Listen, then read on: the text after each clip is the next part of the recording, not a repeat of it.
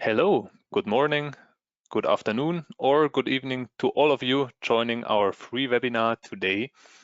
My name is Thomas Schwarz. I'm going to talk about power quality analysis in public and industrial power grids today and share with you some experiences, applications, and give you a slight future outlook of all the things that go on in the power quality world. So first of all, I prepared a little agenda for you, and I will start introducing some new video tutorials and our recorded webinars to you, where you can find them, for example. I will talk about the change of loads in industrial as well as public electrical networks.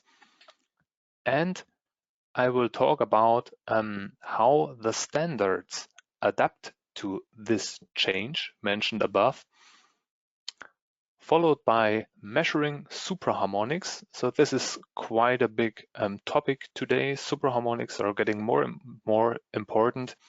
And last but not least, I will show you some practical examples with our power quality analysis software WinPQ-Mobil. Please feel free to use our chat function below. We will answer all of your questions later on, and we will get back to you with the answers as soon as possible. Talking about video tutorials and webinars. I produced a few video tutorials for beginners, intermediate users, and experts with our PQ boxes and the software WinPQ-Mobil. And on top of that, we also provide our recordings of our free webinars on YouTube, and you can watch them on Saturday night if you want. Instead of a DVD or going to the cinema, you can watch some power quality webinars. And these video tutorials, as well as the WinPQ-Mobil, about WinPQ-Mobil and PQ boxes, as well as the webinars, they intend to get more out of the PQ box and WinPQ-Mobil for you. So get more out of your PQ box and WinPQ-Mobil with our video tutorials and webinars. How does a video tutorial, for example, look like? In this case, I will introduce the getting started video, just real briefly what you can expect from this video. It starts, for example, with just a slide overview, what is in the box. So not the PQ box, but the case, the box, followed with some measuring equipment, current sensors, for example, as well as the switch mode power supply, and so on and so on. Use the manual USB cable. How to connect everything is the second chapter. So how to set up the connection of your PQ box with the voltage leads as well as the current sensors, and some tips and tricks what to be aware of when connecting them. Then after connecting, starting the PQ box and checking some basic measurement values on the display, for example, or on the app, or in WinPQ-Mobil. And in WinPQ-Mobil, finally, how to connect with the PQ box to start and read out the recordings and to create, finally, for example, a power quality report. So where can you find all these video tutorials and the webinars, for example? For the video tutorials, you can just easily go to the Eberle website, click on Service, Knowledge, and filter for training videos, or you can simply follow this link or scan this QR code.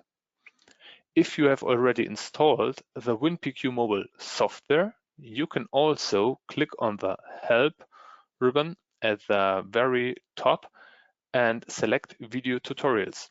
That brings you to the exactly same website.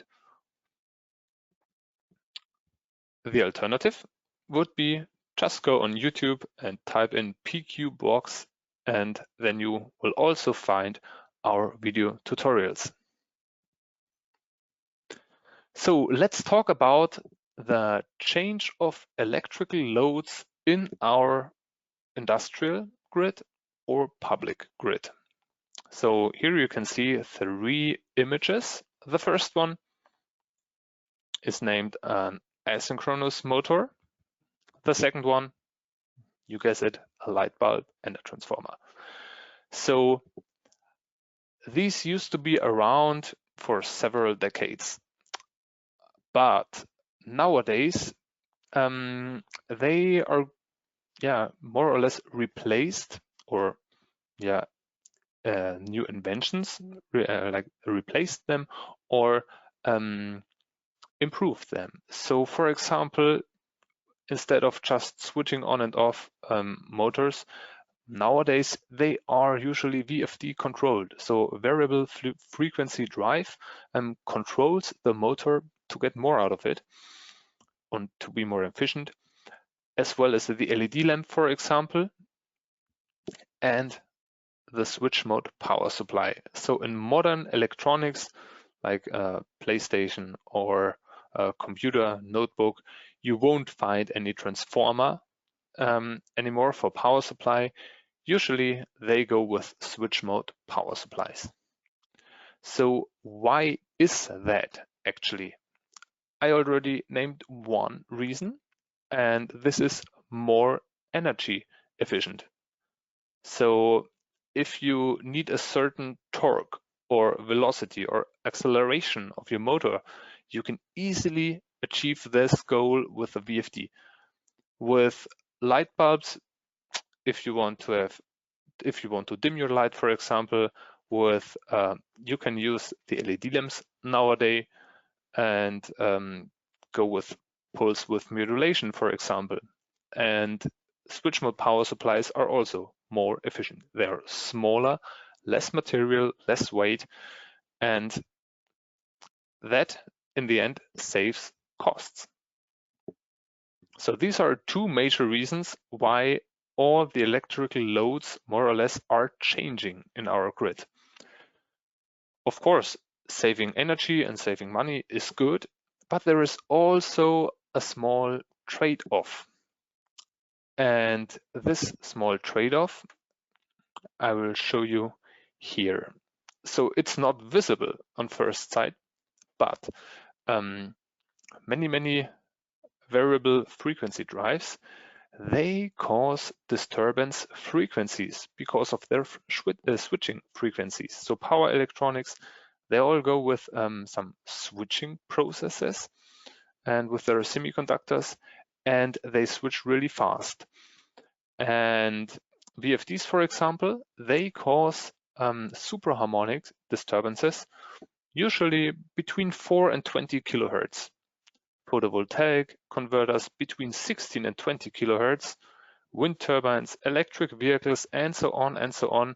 So this is the range usually most common modern electronics cause supraharmonic disturbances. And here we go with the SMPS switch mode power supplies, up to 300 kilohertz nowadays. And one example is, the change from a classic rectification of a B6 bridge rectifier up to an active front end or active in-feed system. So the B6 bridge rectifier, it's totally uncontrolled, and the DC link recharges, and that leads to a non-sinusoidal current wave shape. You can see this here. And the THDI, so the total harmonic distortion of the current, is between 40 and 80%. It's quite high. On the right side, this current looks more sinusoidal, but it has a very small ripple on it. So this is a high frequency ripple, Nevertheless, the THDI is only around 5%, so this is way more efficient. But high frequency emissions, yeah, they sometimes cause trouble. And with a few examples, I will show you what kind of trouble they cause. So this looks completely harmless. A single touch dimmer lamp in a hotel, but it turns on automatically. So this is not what you want. So usually you want to touch it and then it turns off. So I touch it and then it turns off. And without being touched, the dimmer lamp turns on again, and also at night. So this is a problem, especially for the guests. Imagine you're sleeping in your bed and the touch dimmer lamp beside your bed suddenly turns on during night. So the hotel, they wanted to do some investigation with our PQ boxes. So with one of our PQ boxes, we measured and we could detect some high frequency disturbances. In the neighborhood, for example, was a variable frequency drive, and it was connected obviously to the same low voltage system. There was a small metalworking shop in the neighborhood, and sometimes they had night shifts. And exactly when they had night shifts, guess what? Yes, touch dimmer lamps turned automatically on. So this was one example where we could detect the cause of the disturbances with one of our PQ boxes. But this is only one example out of many examples, because when high frequency emissions, for example, VFDs or electric vehicle charging points or photovoltaic rectifiers, when they meet high sensitive equipment like our touch dimmer lamp or touchless sensors, modern electronics in the industry, for example, or touch functionality on your hot stove or hot plate, this may cause malfunction, for example. They do whatever they want to do. They cause noise and sometimes failure. In terms of noise, I don't mean the electrical noise, but I mean really audible noise. So here's another example when high frequency emissions meet high sensitive modern equipment in terms of noise. We did some investigation and we measured with the PQ box and detected high levels. So we detected around 2.4 volts in this system at around 4.5 kilohertz here. And this is a graph that shows the sensitivity of our human ears. So, and this outer line here is the threshold of audibility. And around here at the very bottom, around the 4,500 Hertz, unfortunately, this is where our human ears are most sensitive to noise. So you could hear this on your hot plate.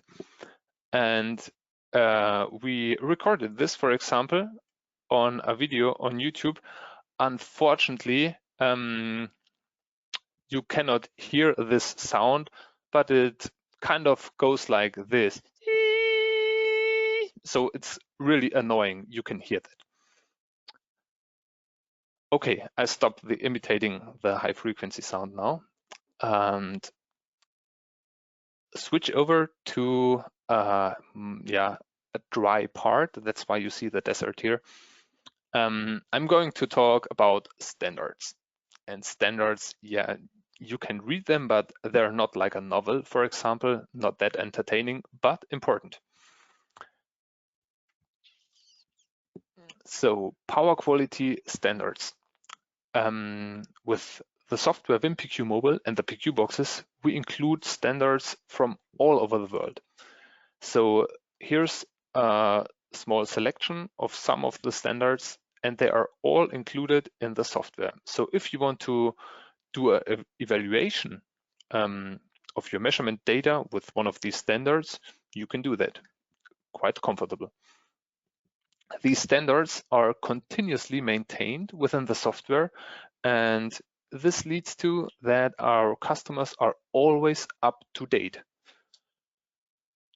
So today I'm going to talk about only 1 to 3 standards out of them. So these 3 standards, the IEC 61000-2-2, this is for this is a EMC standard that provides compatibility levels for public grids. The second one is the IEC 61000-2-4. It's quite similar to this one, but for industrial applications.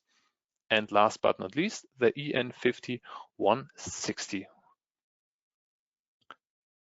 So basically, these standards provide limit values.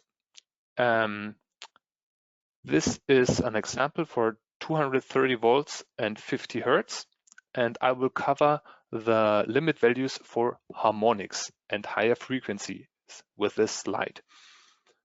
So for frequencies up to 1.25 kilohertz, you have for each individual harmonic a limit value, usually in percent of the fundamental frequency.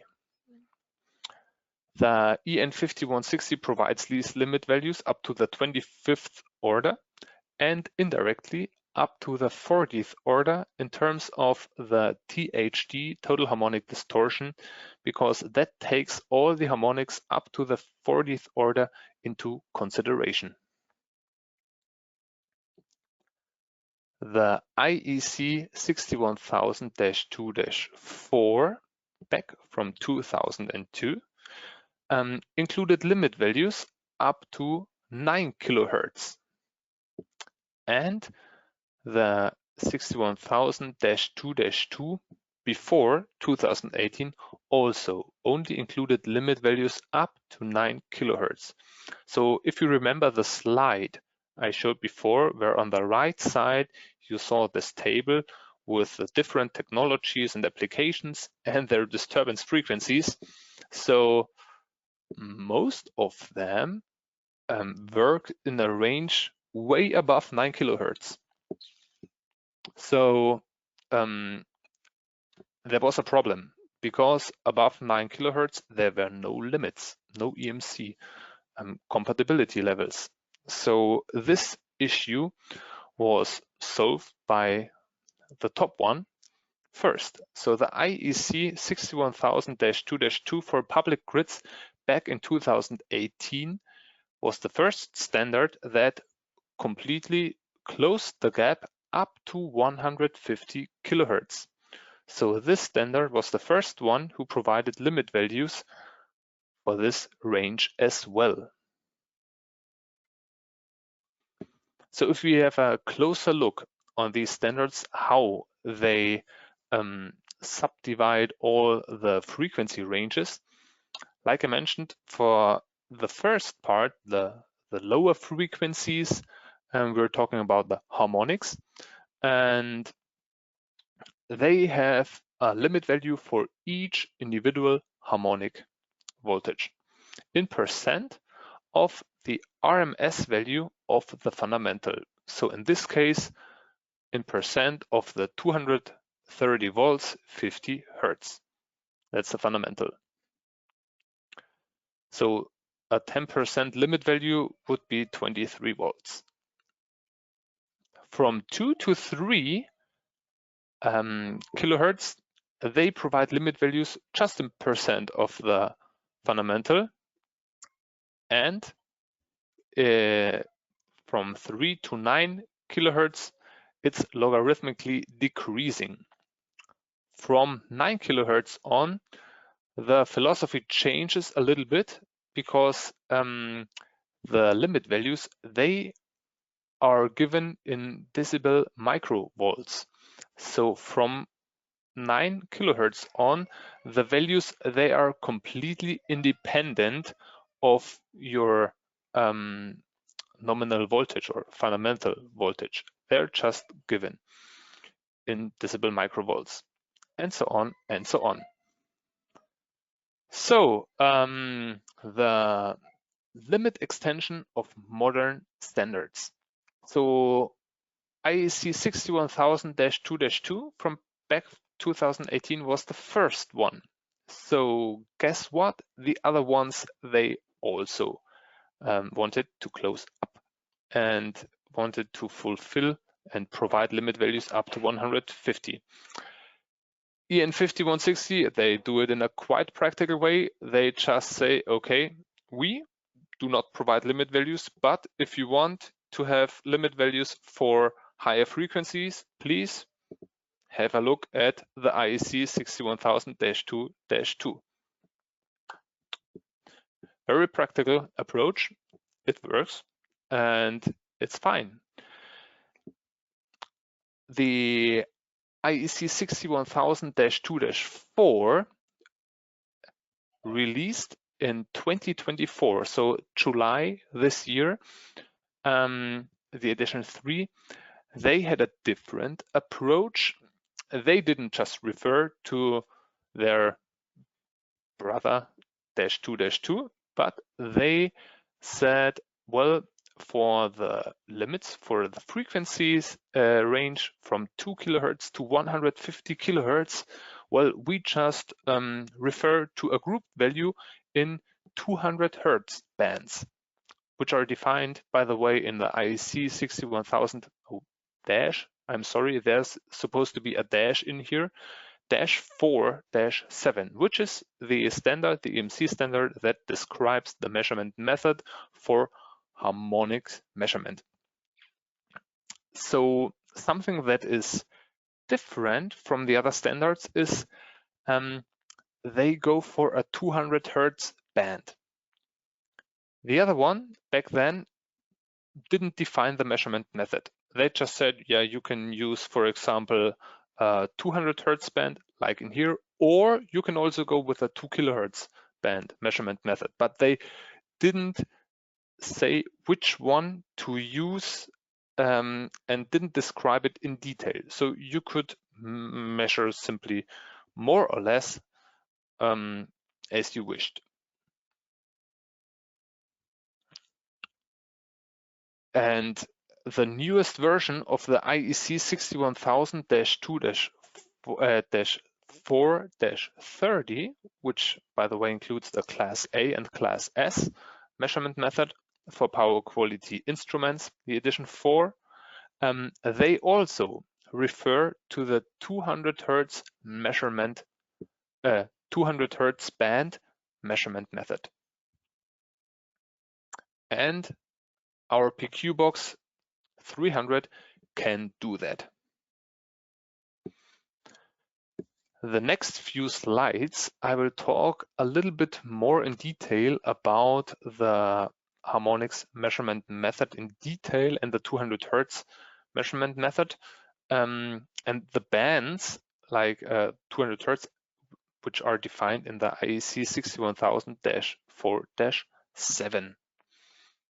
So how do you do it? Basically, you do it with a FFT analysis, fast Fourier transformation, and you take either 10 cycles if you are in a 50 hertz net, or 12 cycles if you are in a 60 hertz grid, because both, depending on their frequency, have a length which equals the FFT window of approximately 200 milliseconds.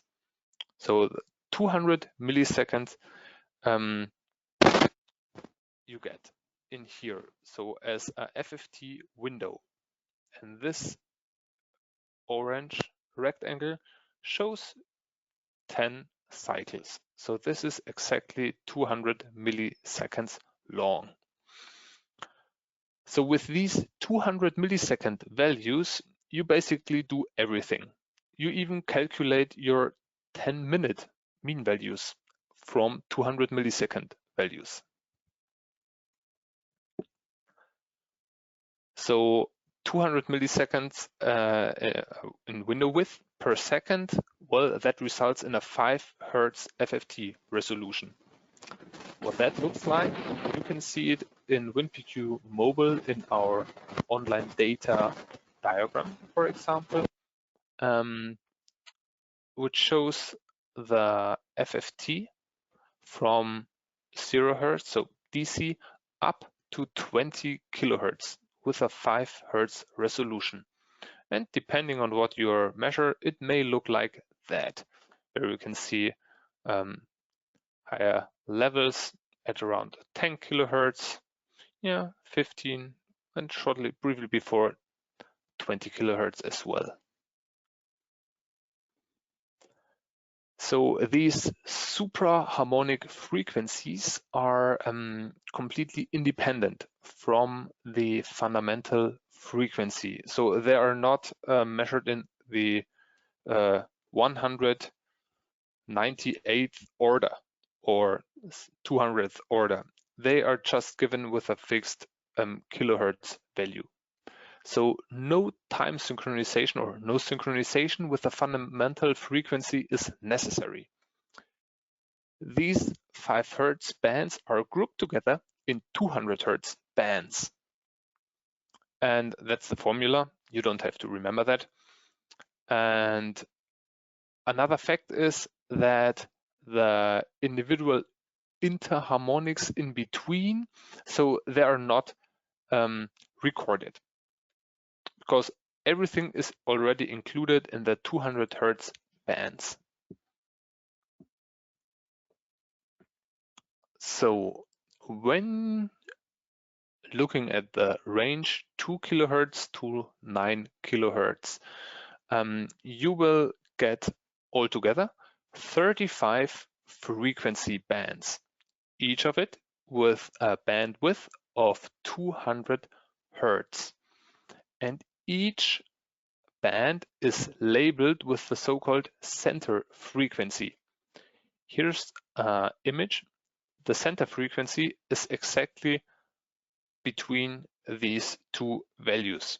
So for example, the 2.1 kilohertz band, this one here, covers all the frequencies with a 5 Hertz resolution between 2 kilohertz and 2.2 kilohertz.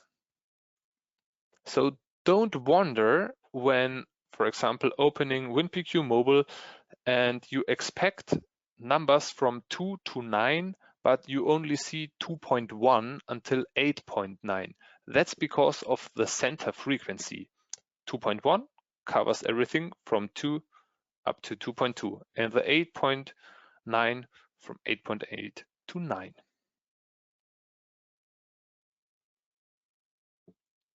So back to this slide, you will see it, I think, 1 or 2 times more. This time I'm going to focus a little bit more on the 2-4 for industrial applications. So this standard, the edition 3, which was published in July of 2024, so just a few months ago, this is the standard for EMC, so electromagnetic compatibility, and provides compatibility levels for the so-called IPCs, the in-plant point of coupling, for low and medium voltage systems up to 35 kilovolts.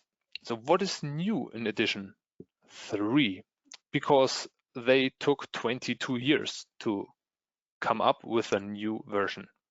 Well, one thing that changed, the THD is now connected up to the 40th order. Formerly, you could have used 40 or 50, usually 50, they recommended 50, but now to comply with other standards, they all use the 40. Now they go with the 40 as well. Formerly, you had environmental classes 1, 2, and 3. Now they, out of the class 2, they made 2L, 2A, and 2B. You can see that is these categories or these classes in here. Class 1, as before, for very, very, very sensitive equipment, so laboratory, computers, and so on. Class 2L is a special class, for example, for nuclear power plants with different limit values. And class A and B, like they were more or less separated in office locations, industrial locations, so offices, and light industry. So with slightly different levels. And as before, class 3 is for heavy industry. So equipment used in class 3 has to be able to withstand the harsh environment in there. The more or less most important thing is the compatibility levels. They also go up to 150 kilohertz now. As the other standards, they divide their ranges from 2 to 9 and 9 to 150. From 2 to 9, for example, here you can see the classes 1, 2L, 2A, class 2B, and 3. And they also mention, well, you need to go with the 200 Hertz bands according to IEC 61000-4-7.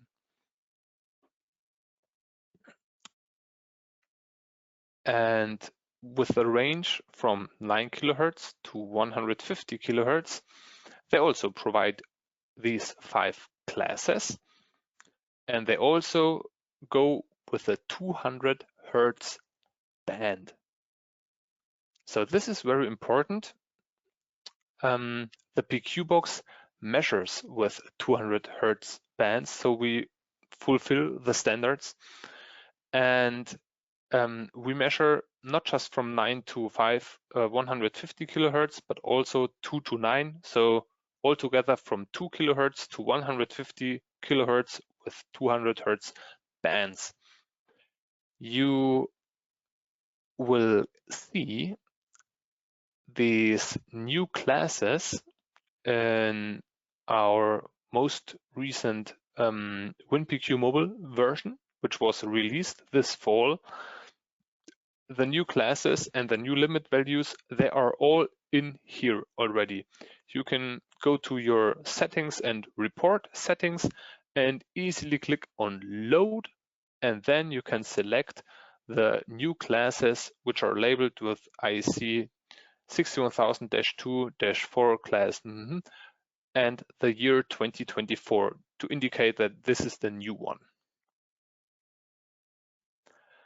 Now I'm going to talk a bit more in detail about the measurement method itself and how the PQ-Box 300 fulfills this difficult task. Because the bandwidth not only has to be 200 Hertz in this range, but it also must not have any gaps. So this has to be a completely seamless measurement. So no gaps at all, and the PQ-Box 300 can do that. We even measure from 9 to 160 kilohertz with this measurement method. The new definitions and decisions, they didn't make it easy for us because now we have to calculate a lot more. we calculate only for the supraharmonics around 6,000 values as a mean value, and you can also select the maximum values again. So here you see the 200 milliseconds, which are the basis for almost everything, these values. And we, the PQ box records this one with exact timestamp as well. So if you were used to do some supraharmonics investigation before,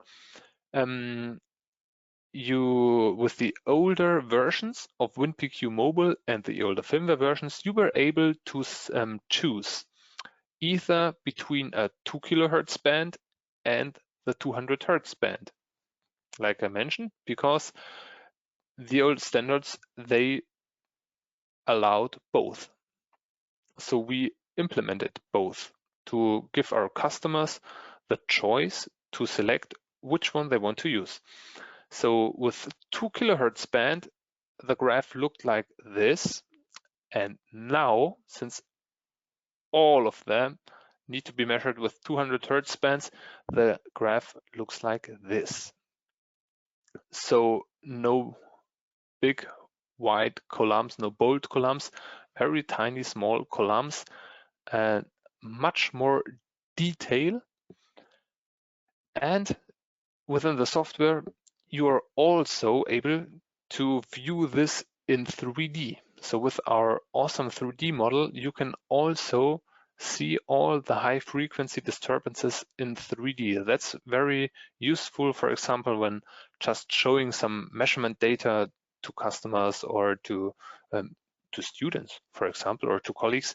Or in a report, you can use these images as well. But what exactly is the difference? So there is one difference you have to be aware of between 2 kHz and 200 Hz bands. It's not the same, not just the numbers differ.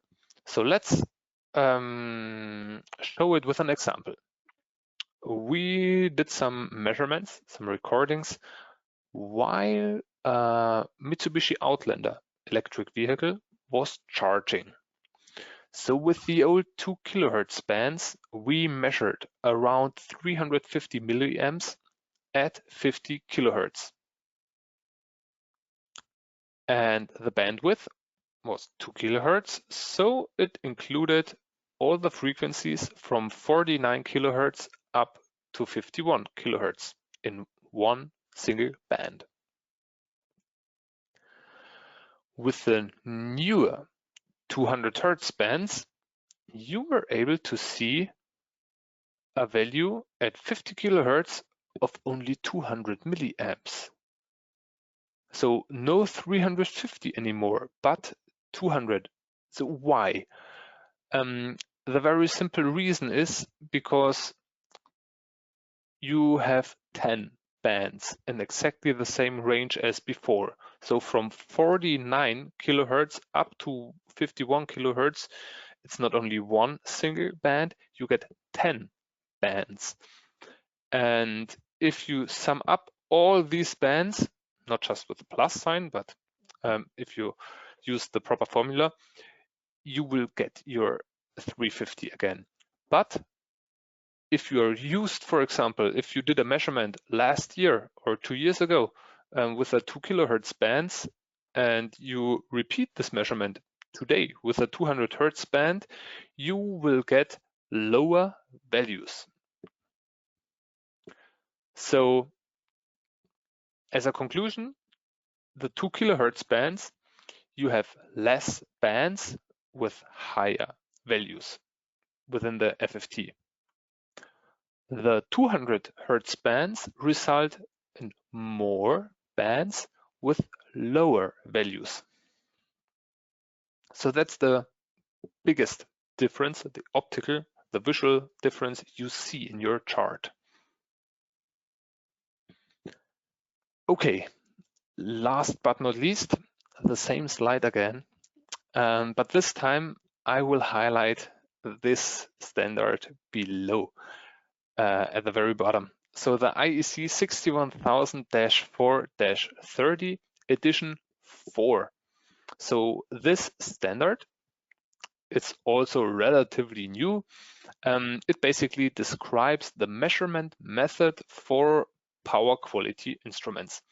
They divide the measurement method into Class A method and Class S method.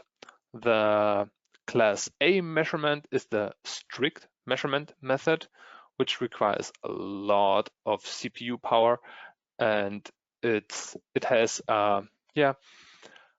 wider measuring range and a smaller tolerance when it comes to uncertainty. So it's way stricter than Class S. And the most important difference is that all Class A measurement methods are gapless. So there must not be any gap. They are not allowed. You record everything. So what is new in this standard beside the measuring range 2 to 9 kilohertz for the equipment? They also deal with the 9 kilohertz to 150 kilohertz, and they only allow one measurement method anymore, up to 150 kilohertz. Previously, like if you remember the IEC 61000-2-2, they also had the other measurement method with 2 kilohertz bands, and this alternative measurement method with 2 kilohertz bands was removed, so it's not valid anymore. Nowadays, only the 200 hertz bands without gaps is the measurement method to go for. So from 2 kilohertz to 150 kilohertz, only 200 hertz bands, and the measuring technique must not have any gaps. So measuring without gaps.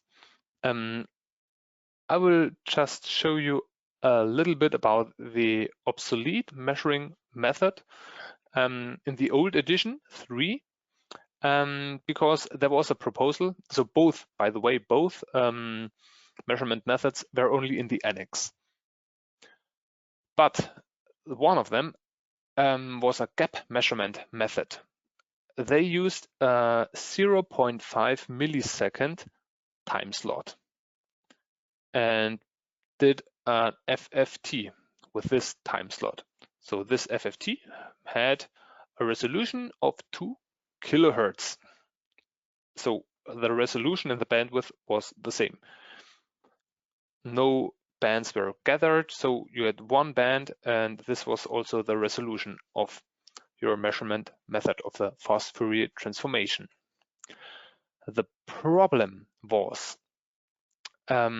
since it had many gaps, so in here you could use one single 0.5 millisecond time slot, and then you can calculate the FFT, and when finished, you can use the next 0.5 millisecond time slot, and so on and so on.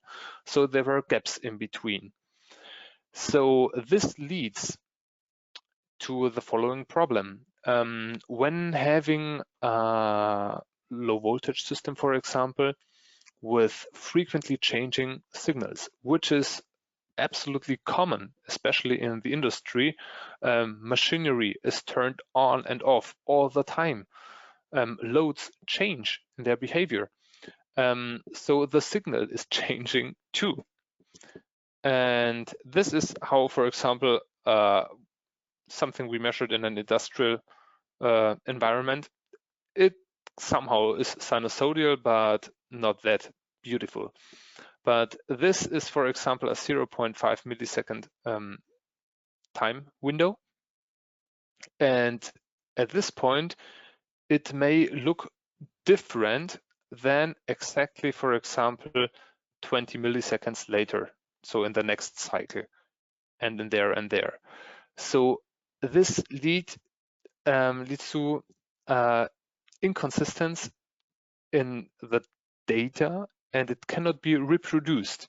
So the worst case would be if the utilities and the customer, if they have a problem and one claims, well, the other one delivers bad quality electrical energy, or the other says, well, he causes the bad quality of my electrical energy, and both measure with a Class A power quality instrument, which use this measurement method, which cannot be used for reproductive measurement data.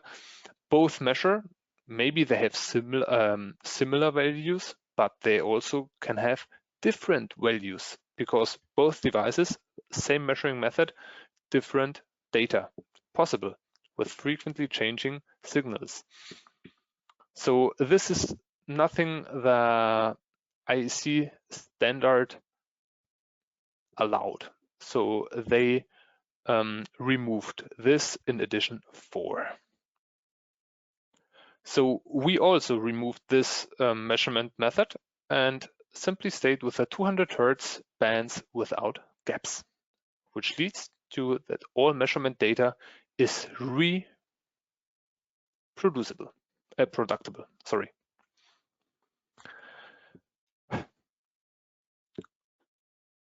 This change came with WinPQ-Mobil 7.1, which was released this summer. And along with this change, we provided some other nice features as well. So one nice thing, for example, is that the PQ-Box 200 is able to measure voltage and current and record these values not only up to 9 kilohertz, but to 20 kilohertz. So both voltage and current. Formerly, you were only able to see this in the online data, these values, but they were not recorded. Now you can record all the values up to 20 kilohertz. With the PQ-Box 300, almost the same, since there was the voltage already measured up to 160 kilohertz, we didn't reduce it to 20 kilohertz, obviously, but we extended the current measuring range from 9 kilohertz to 20 kilohertz, just with a simple free update. Like mentioned previously, you were only able to see these values in WinPQ-Mobil online data, so live view, and now they are recorded permanently. So you start the recording and currents up to 20 kilohertz are recorded with the PQ-Box 200 voltages as well, and the PQ-Box 300 up to 160 kilohertz.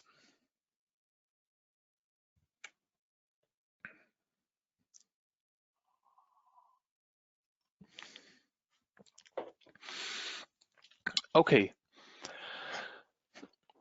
let's leave the dry part with the standards behind us, and I will show you some practical examples within WinPQ-Mobil. So here you can see WinPQ-Mobil. This time I use the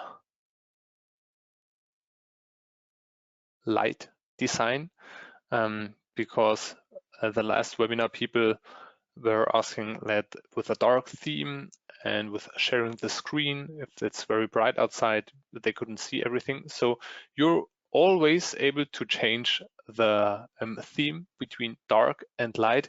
If it's very sunny outside and I'm working with my notebook, for example, outdoors, I also use the light version because of the visibility. You see more when it's bright outside.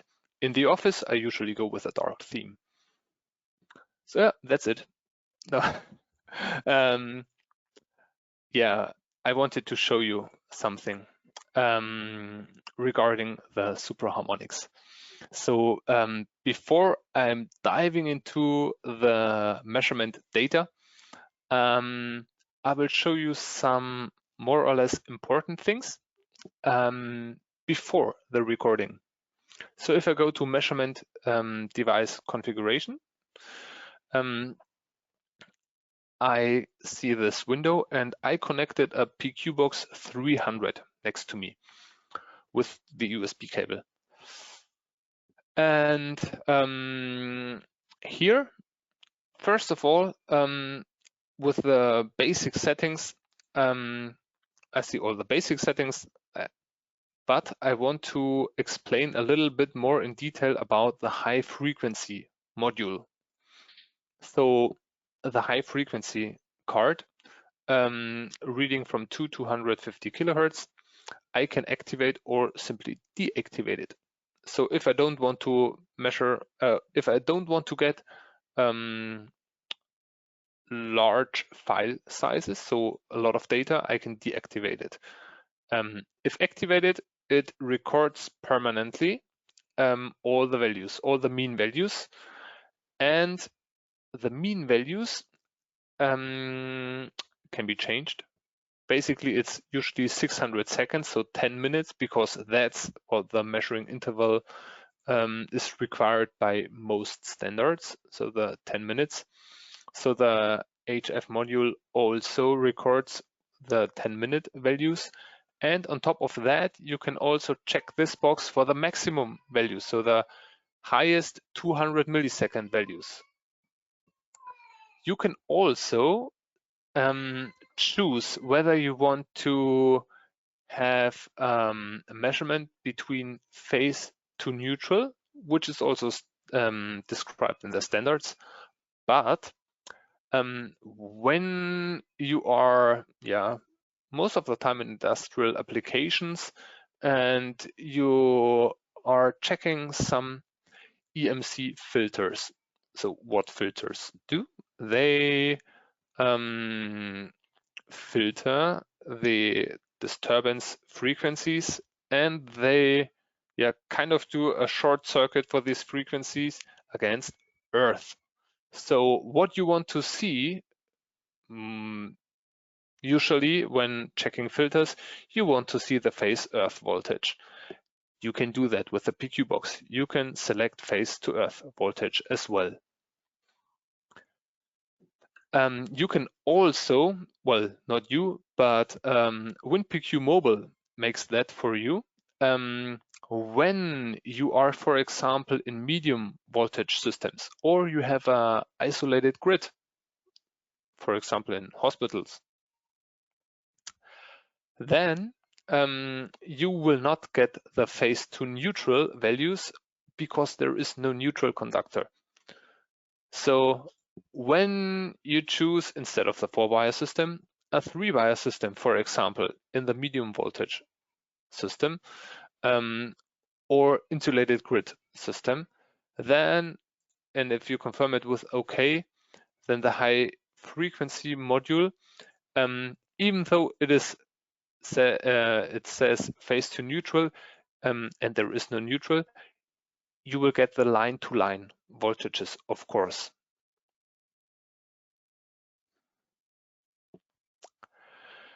Okay.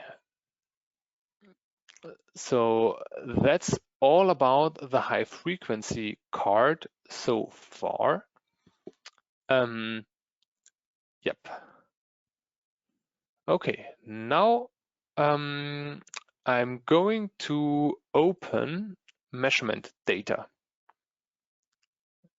So I will go Drive Technology and I will load this measurement. So first of all, when I got measurement data, which I personally didn't record, but from customers or colleagues, and I don't know any about the situation, then I usually have a look at the settings to see, well, it was a 4-wire system. The nominal voltage was set to 230 volts, so we are going to see data from a low voltage system. 50 Hertz, they use the mini current clamps and have usually the basic settings, basically. This is a default value. And yeah, that's what they recorded in June this year. If I want to have more detail, you can check the whole setting of the PQ box when clicking on device settings, and you can check every single configuration in here as well if you want to see more details.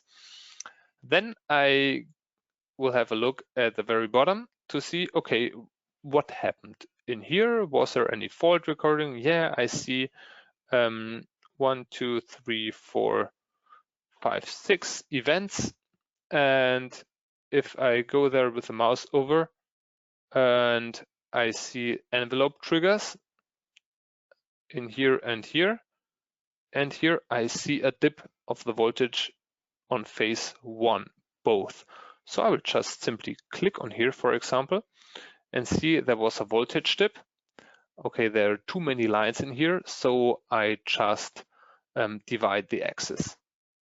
So there was a voltage dip.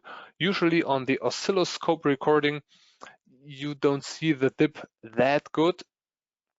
So on top of the diagram, I can click on the half cycle if there was a half cycle recording at the same time. So I just click on here and it opens up the half cycle recorder, which shows me the voltage dip, in a, from my opinion, prettier version. So you can see a lot more. You can see the lowest value in here with 179 volts. So by the way, when pressing Shift and clicking in the diagram with the left cursor, it sets a marker, and when pressing Control and clicking in here, it sets the second marker. So you can do that quite comfortable with a Shift or string key. And you can also delete the markers if they annoy you. So I can, with only one click, I can just switch between these two fault records. But what I actually wanted to show you is a bit more about the drive technology. And so I want to see the norm evaluation, for example. So I check this ribbon over here, norm evaluation, and I will also check some values, so long-term flicker and so on, and the Supraharmonics. I will go to the Supraharmonics and see the limit values. But I changed my report settings, so I will show you how to change these settings as well. So I deactivated the 9 to 150 kilohertz.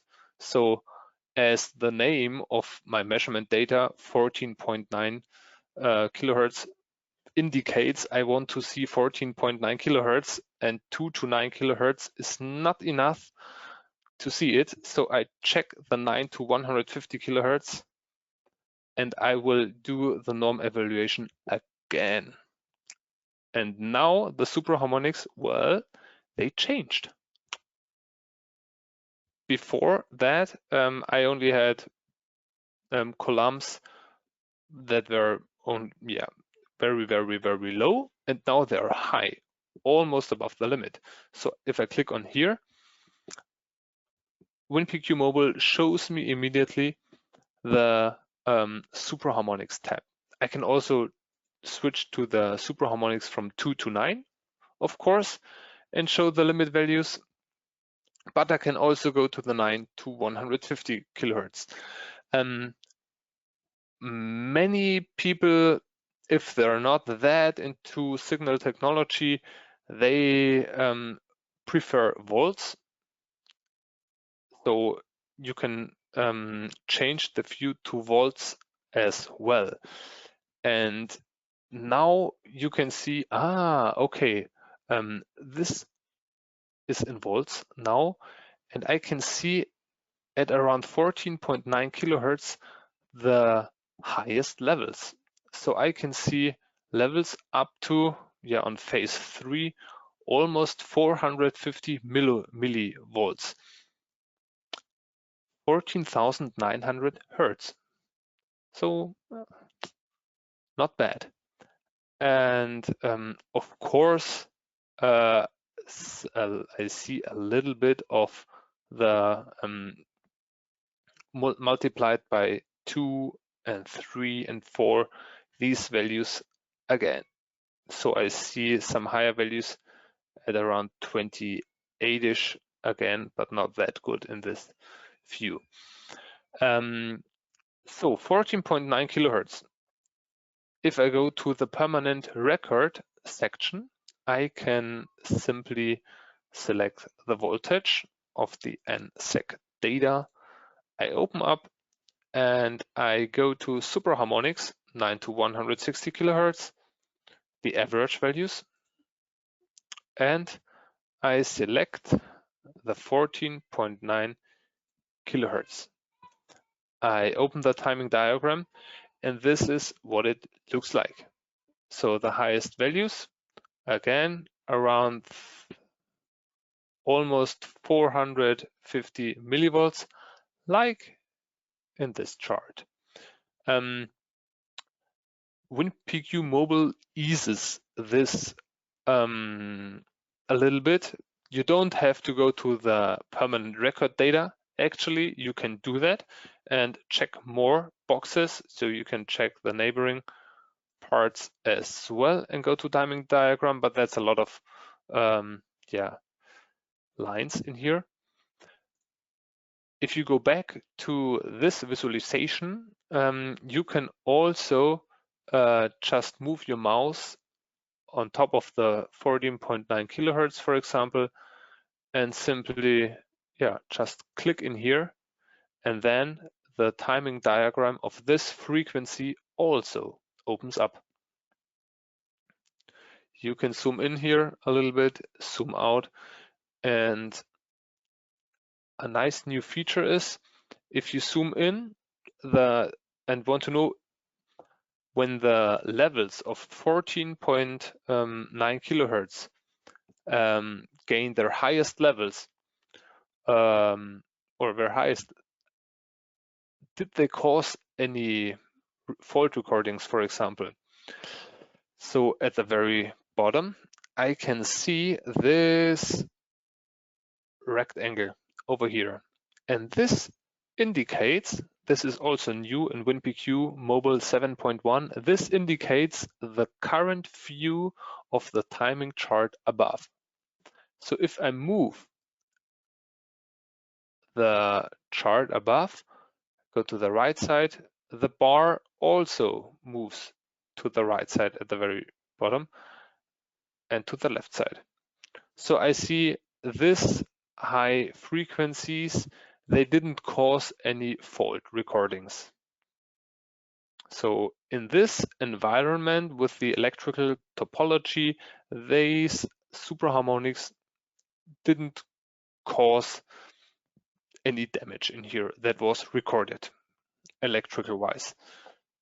I can also use this if I suspect one measurement. For example, if I go to the permanent record section and I just want to simply go to the THD, for example, all 3 phases, and I want to zoom in a little bit. So I see this bar over here, and now I can move the cursor to the left side up to where my recording was. I see 1, 2, 3 recordings over here, but this was obviously an envelope trigger, and the THD, did not change that much during this period.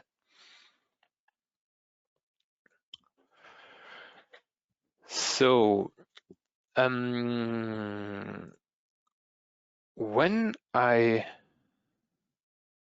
go, for example, in here to see whether the 14.9 kilohertz, whether they were caused, for example, by machinery behind the point of measurement, I can also go to the current harmonics icon and click on here and check whether I see the supraharmonics in here as well.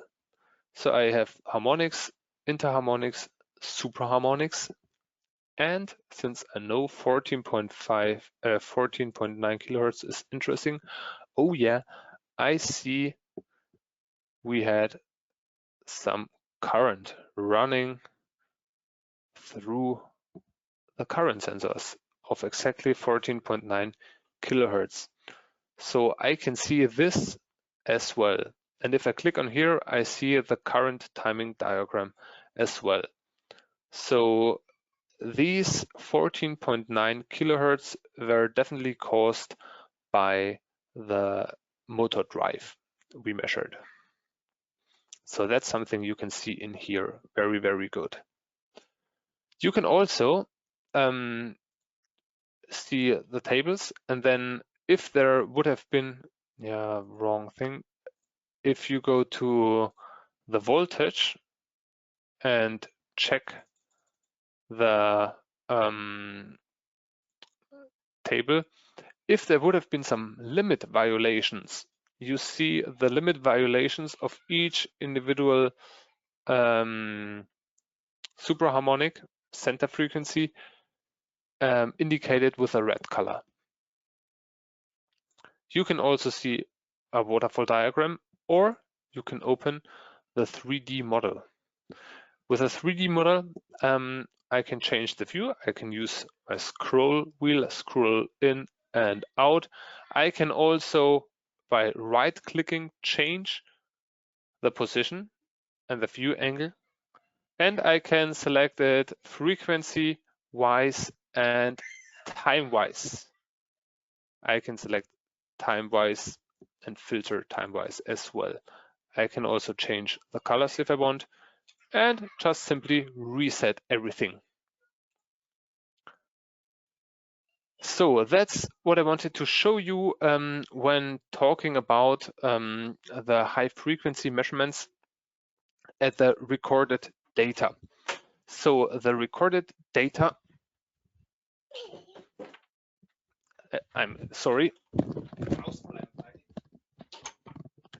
So the recorded data shows that, and I can also click and view the online data. So that's what I usually do when I come to a location where I perform a measurement, and after connecting the PQ box, I usually check the online data on my laptop to see what is going on in the power grid. Are there any adjustments need to be done before I start the recording? So I click the play button, and now I connected the PQ box 300 via USB cable, but no current measurement. So I disable the current view in here.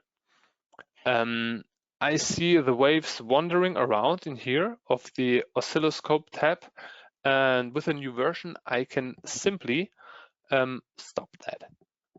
I can perform an online sync and sync the whole view to, for example, the voltage on phase 1. So the zero crossing of phase 1 is always at the very left side. So that looks a bit more stable. It's just slightly moving. The wave shape could change.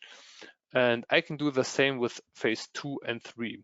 I'm in the office and I only have a single phase, so I connected phase 1, 2, and 3 to the same phase. So that's why you see all three above each other.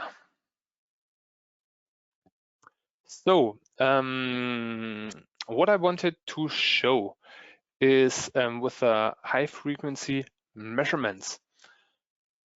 With the HF spectrum, for example, the high frequency spectrum, don't wonder about these new spectrum, new OSCs.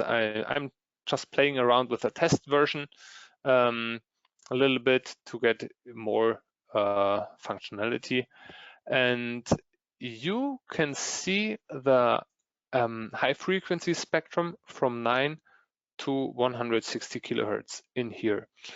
So what I can see is, yeah, something at around 50, probably some switch mode power supplies, but I can do something very interesting.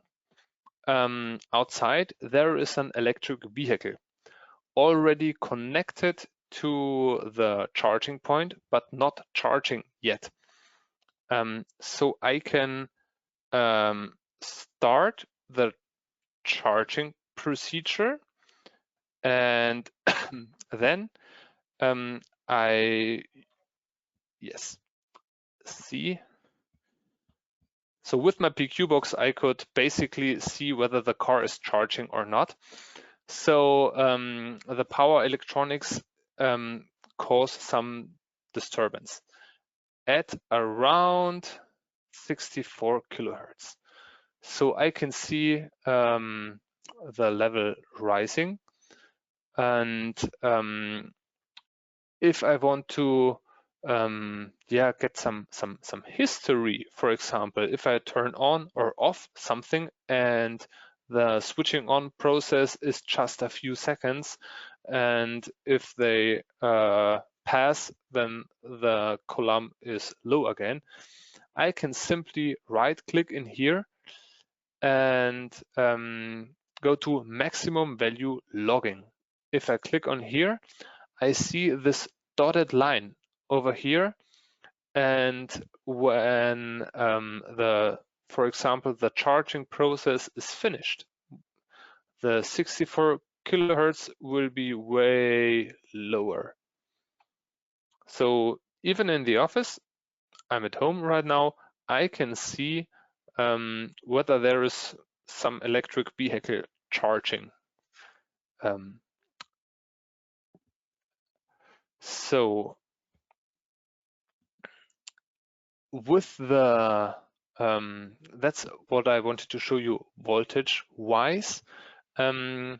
With the currents, you were able to see the 2 to 20 kilohertz online before with old versions too, but with the new version WinPQ-Mobil 7.1, you're not only able to see this only in here in the online data, you can also, if I stop this, you can see the recording in the permanent record as well.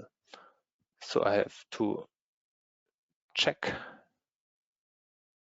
Let's see whether this firmware already got it.